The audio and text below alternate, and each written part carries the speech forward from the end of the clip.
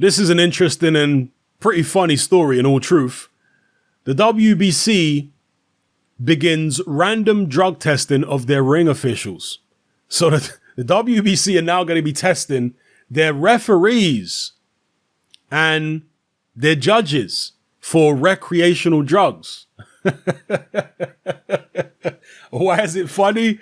Well, with all the bad decisions that go on in boxing, with all the curious behavior of, various referees, a lot of boxing fans have been calling for judges to be drug tested anyway, right?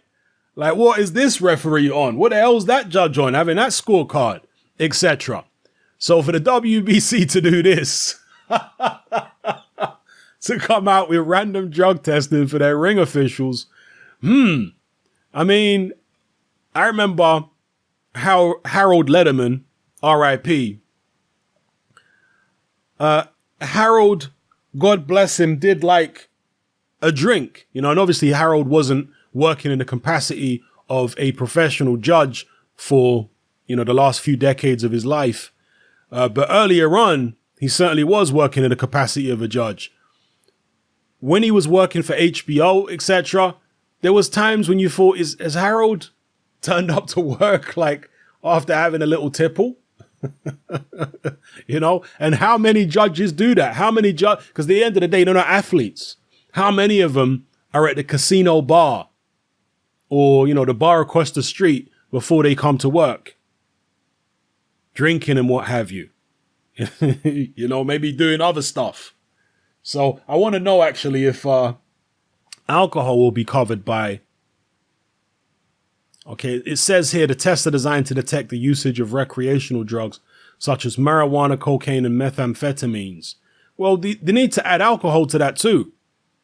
Yeah, it's all good testing for drugs, but if a guy comes in steaming drunk, you think he's going to be able to score the fight effectively? Sitting at ringside? Some of these guys are old. So if he's looking a little unsteady, people might just think, oh, well, he's an old man. When really, he's been on the sauce. So they need to test for alcohol too. Like, obviously you can have a certain amount of alcohol in your system, but not above a certain amount, a little bit cool, but they need to have them breathalyzers like the police have when they're pulling over people for drink driving. That's what they need to have, for some of these judges. Seriously, make sure they're actually competent to judge the fight before it starts. So, yeah, let me know what you guys think about this development in the comment section below. The WBC have done some interesting things. I criticize them often, but I also praise them because the clean boxing program has been excellent for boxing. Yeah, the WBC clean boxing program has been very good. I know you've got Canelo who popped for whatever he popped for and got a slap on the wrist basically, and now he's back in contention and, it is what it is. But for the most part, their clean boxing program has been very good. They've caught a whole heap of different people with a clean boxing program.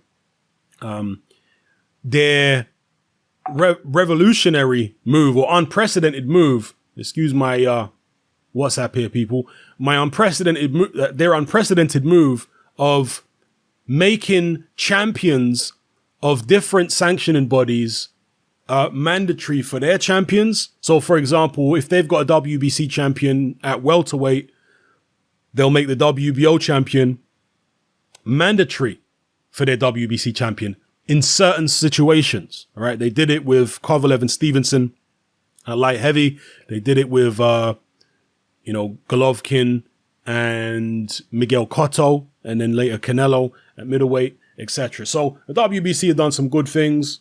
So I don't want to just trash them all the time, and I'll continue to criticize them. Don't get it twisted, but when they do something praiseworthy, I gotta give them praise too. It is what it is. Let me know how you guys feel in the comment section below. It's happening. I'm out. Join me on Patreon. I upload a minimum of 2 podcasts every single week, covering a wide variety of controversial topics, as well as live stream Q&A sessions.